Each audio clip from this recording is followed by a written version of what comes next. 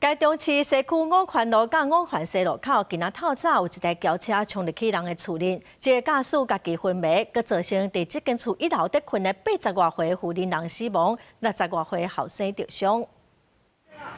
事故的现场路惨惨，涂骹拢是幼玻璃。这架蓝色的轿车掉伫人家厝内底，消防赶紧把车门震开，把驾驶救出来。伫车头前半排的下骹，阁有另外一个受伤的人已经无生命的现象。台中市西区车到透早，一架蓝色的轿车为五权西路要倒弯去五权路的时阵，怎雄雄冲入去人家厝。迄当阵厝内有一对母仔囝困伫1楼的顶下铺，弄到的时阵，这个87岁的老母是困伫下铺的，伤势严重，送病院也是不幸过往。若困顶铺61岁后生是感染轻伤。 我们先从轿车的后车厢有先接触到驾驶，然后先把他救出来，然后同时再用那个我们车上的绞盘，就把整个车子往后拖，然后发现说在车前就还有一个妇人，她她欧卡这样子。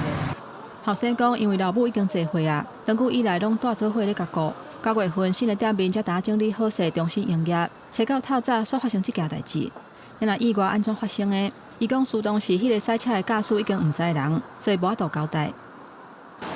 应该是因为那边有红灯，他应该要懂得停；有绿灯，他应该会减速啊。那一定是酒驾或是什么嘛？本分局已向检察官申请鉴定许可书，以厘清涉及酒驾或是毒驾的情事。第一分局表示，警方将全力调查事故原因，依法惩办涉案情事。警方讲，这个赛车弄入去的查甫人还咧昏迷，已经向检方申请鉴定，除了涉及过失致死。嘛要确定敢是有食酒赛车，或者是食毒赛车。记者综合报道。